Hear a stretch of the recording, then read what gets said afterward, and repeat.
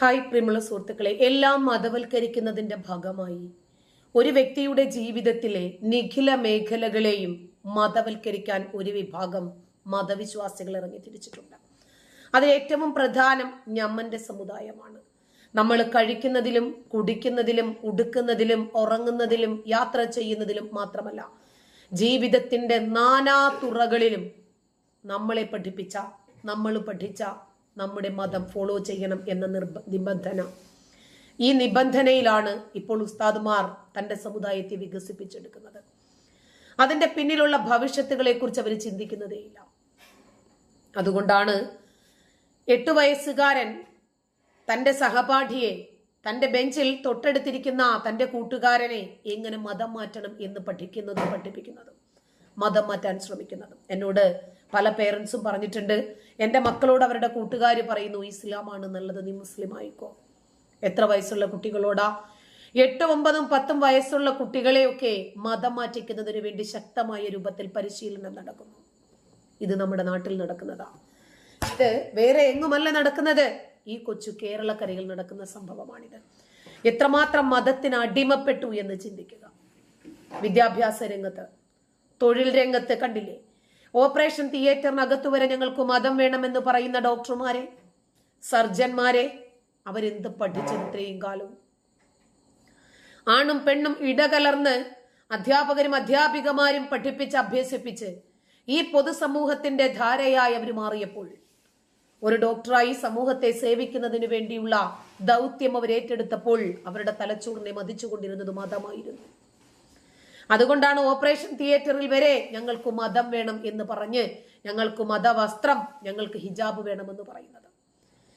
Christian management സ്ഥാപനത്തിൽ പോകുന്നത്, അതല്ലെങ്കിൽ ഏതാണെങ്കിലും വിദ്യാഭ്യാസ സ്ഥാപനത്തിൽ പോകുന്നത് പഠിക്കുന്നതിന് വേണ്ടിയായിരുന്നില്ല, അവർ മതം ഫോളോ ചെയ്യുന്നതിന് വേണ്ടിയായിരുന്നു. ആ വിദ്യാഭ്യാസം തലയിൽ കയറുമ്പോഴും അവരെ നിയന്ത്രിച്ചു കൊണ്ടിരുന്നത് മതമായിരുന്നത് കൊണ്ടാണ് അവര് ഞങ്ങൾക്ക് നമസ്കരിക്കാൻ ഈ കോളേജിൽ സ്ഥലം വേണമെന്ന് പറയേണ്ടി വന്നത്.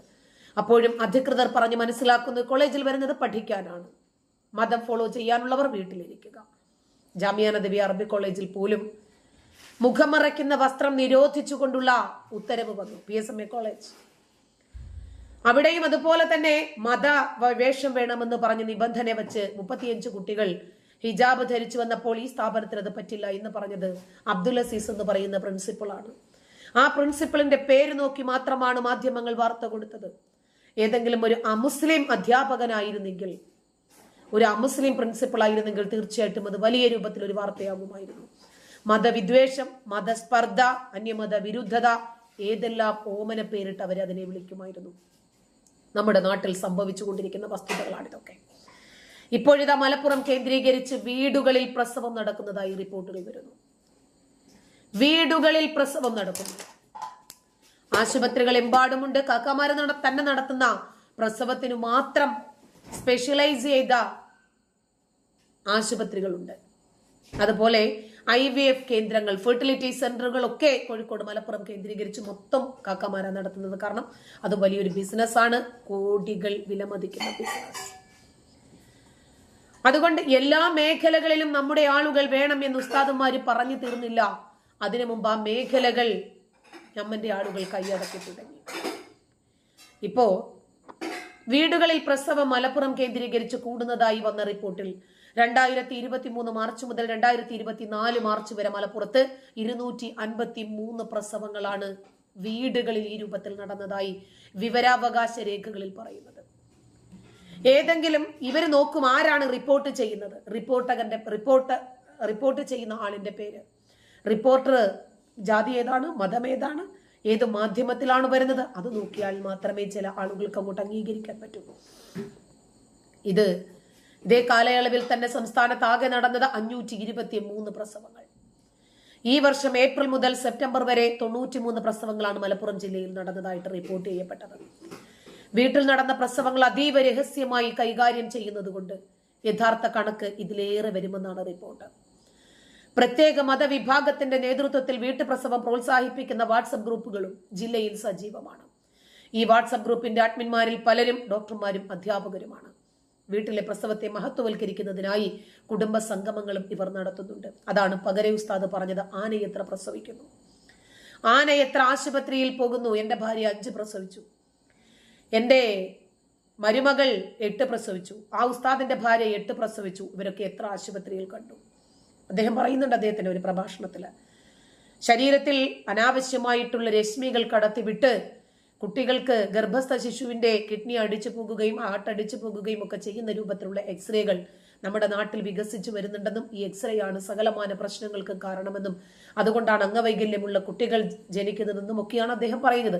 അദ്ദേഹത്തിന്റെ വിവരക്കേട് പറഞ്ഞ പ്രഭാഷണത്തിന്റെ താഴെ വന്ന് ഒരുപാട് പേർ ഇനി മുതൽ ഞാനും എൻ്റെ ഭാര്യയെ വീട്ടിലെ പ്രസവിപ്പിക്കൂ, ഞാൻ വീട്ടിലാണ് പ്രസവിപ്പിച്ചത്, ഞാൻ വയറ്റാട്ടിയെയാണ് വച്ചത് എന്ന് പറഞ്ഞു ഒരുപാട് കമന്റുകൾ, ആയിരക്കണക്കിന് കമന്റുകളിൽ അവർ പറയുന്നത് ഞങ്ങളൊക്കെ ഈ രൂപത്തിലാണ് ഫോളോ ചെയ്യുന്നത് എന്നാണ്. നമ്മുടെ നാടിന്റെ പോക്ക് എവിടെയാണ്? മറ്റൊരു ഉസ്താദ് പറഞ്ഞ് നമ്മൾ കേട്ടതാണ്, സിൻസാറിലൊക്കെ ഉദവി, നിങ്ങൾ ഭാര്യയെ ഉള്ളു പരിശോധിക്കാനെന്ന രൂപത്തില് അകത്തേക്ക് വിട്ടിട്ട് നിങ്ങൾ പുറത്തിരിക്കുക, അകത്ത് എന്താ നടക്കണമെന്ന് നിങ്ങൾക്ക് അറിയുമോ? ലേബർ റൂമിൽ അതുപോലെ ഭാര്യയെ കയറ്റി വിട്ടിട്ട് നിങ്ങൾ പുറത്തിരിക്കുക, ലേബർ റൂമിൽ എന്താ സംഭവിക്കുന്നത് നിങ്ങൾക്ക് അറിയാം. അത്രയും മാത്രമേ ഇവർക്ക് വിശ്വാസമുള്ളെങ്കിൽ ഇവർ ആശുപത്രി പോകാതിരിക്കുന്നതാണ് നല്ലത്. കാരണം ഡോക്ടർമാരെങ്ങാനും കയറി പിടിക്കുമെന്നുള്ള പേടിയായിരിക്കും. എന്നിട്ട് ഡോക്ടർമാരുടെ ജാതിയും മതവും നോക്കണം, അവര് മെയിലാണോ ഫീമെയിലാണോ എന്ന് നോക്കണം, എന്നിട്ട് വേണം ചികിത്സ തേടാൻ. മതം പഠിച്ചതിന്റെ പ്രശ്നങ്ങളാണിതൊക്കെ. പല വാട്സപ്പ് ഗ്രൂപ്പിന്റെ അഡ്മിന്മാരിൽ പലരും ഡോക്ടർമാരാണ്, പലരും അധ്യാപകന്മാരുമാണ്. വീട്ടിലെ പ്രസവത്തെ മഹത്വവൽക്കരിക്കുന്നതിന് വേണ്ടി കുടുംബ സംഗമങ്ങളും അതിനുവേണ്ടിയുള്ള ക്യാമ്പയിനുകളും ഇവർ നടത്തുന്നുണ്ട് എന്നാണ് അറിയപ്പെടുന്നത്. ആരോഗ്യവകുപ്പ് ഇതിനെതിരെ ബോധവൽക്കരണം നടത്തുന്നുണ്ടെങ്കിലും വീട്ടിലെ പ്രസവം നിർബാധം തുടരുകയാണ്. മലപ്പുറത്ത് ലക്ഷദ്വീപിൽ നിന്ന് വരെ പ്രസവിക്കാൻ സ്ത്രീകൾ വരുന്നുണ്ട് എന്നാണ് റിപ്പോർട്ടുകൾ. ഭർത്താവിന്റെയും വീട്ടുകാരുടെയും നിർബന്ധത്തിന് വഴങ്ങി പെൺകുട്ടികളെ വീട്ടിൽ പ്രസവിപ്പിക്കുന്ന സംഭവങ്ങളും വർദ്ധിച്ചു വരികയാണത്രേ. ചിലർ പ്രദേശത്തെ വയറ്റാട്ടിമാരെ വെച്ചിട്ടാണ് എടുക്കുന്നത്. എന്നിട്ട് രക്തസ്രാവം മൂലം ഗുരുതരാവസ്ഥയിൽ എത്തുമ്പോൾ മാത്രമാണ് മിക്കവരും ആദ്യമായി ആശുപത്രിയുടെ പടി ചവിട്ടുന്നത്. കഴിഞ്ഞ ഒക്ടോബറിലെ വീട്ടിൽ പ്രസവിക്കാൻ ശ്രമിക്കുമ്പോൾ കുഞ്ഞിന്റെ തല മാത്രം പുറത്തു വന്ന രീതിയിൽ യുവതി ആശുപത്രിയിൽ എത്തിച്ച സംഭവവും ഉണ്ടായിരുന്നു. പിന്നീട് ആ കുഞ്ഞ് മരിച്ചു. 9 മാസവും 10 ദിവസവും ചുമന്നു കൊണ്ട് നടക്കുന്നത് ഒരുപാട് പ്രതീക്ഷകളോടുകൂടിയാണ്. ആ അവസരത്തിൽ കുഞ്ഞ് മരിക്കുകയും ഇവര് കുഞ്ഞിനെ പുറത്തേക്ക് വലിച്ചെടുക്കുന്ന സമയത്ത് അതിന്റെ ശാരീരിക അവയവങ്ങളൊക്കെ ബുദ്ധിമുട്ടിലാകുകയും അങ്ങനെ കുട്ടികൾക്ക് ബുദ്ധിമാന്ദ്യം സംഭവിക്കുകയൊക്കെ ചെയ്യുന്ന റിപ്പോർട്ടുകൾ മുമ്പെമ്പാടും കണ്ടിട്ടുണ്ട് നമ്മൾ. വീടുകളിൽ പ്രസവിക്കുന്നത് നിയമപ്രകാരം വിലക്കിയിട്ടില്ല. ഈ സാഹചര്യത്തിൽ ആരോഗ്യ പ്രവർത്തകർ എന്ത് ചെയ്യണം? നിയമപാലകർ എന്ത് ചെയ്യണം? ഇക്കാര്യത്തിൽ എല്ലാവരും നോക്കുകുത്തികളാണ്, നിസ്സഹായരാണ്. ഗർഭിണികളായ സ്ത്രീകളെ കാണാൻ പോലും വീട്ടുകാർ അനുവദിക്കാറില്ലത്രേ. ആരോഗ്യ പ്രവർത്തകർ വീട്ടിലെത്തിയാൽ അവരെ ഇവരോട് ഭീഷണി മുഴക്കി പത്രത്തിലിടുമെന്നും ഇത് വാർത്തയാകുമെന്നും കേസ് കൊടുക്കുമെന്നും ഒക്കെ പറയുമ്പോൾ മാത്രമാണ് അംഗൻവാടി ജീവനക്കാരൊക്കെ സെൻസസ് എടുക്കാൻ വേണ്ടി പോകുമ്പോൾ വീട്ടുകാർ ഈ സ്ത്രീകളെ കാണിക്കാൻ പോലും തയ്യാറാകുന്നത്. അങ്ങനെ ഇവരെ ഒരുപാട് ബുദ്ധിമുട്ടിപ്പിച്ചിട്ടാണ് ഇത്തരം സ്ത്രീകളെ ആശുപത്രിയിൽ പോലും ഇവരെ ആരോഗ്യ പ്രവർത്തകർ എത്തിക്കാറുള്ളത് എന്ന രൂപത്തിലാണ് അവരൊക്കെ സംസാരിക്കുന്നത്.